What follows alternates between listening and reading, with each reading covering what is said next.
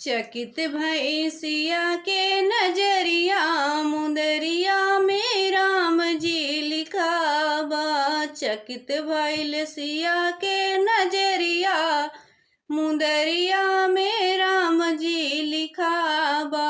आए हैं कपि तू नाम बताव, कैसे आया कपि तू नाम बतावा।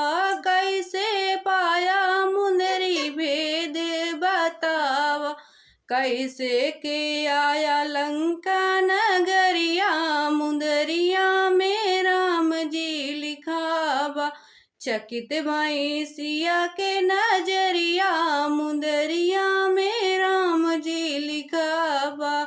नाम हनुमान यही राम के पुजारी, नाम हनुमान श्री राम के पुजारी। सब तोरी चरनिया में बिनती हमारी। चकित भैंसिया के नजरिया मुंदरिया में राम जी लिखा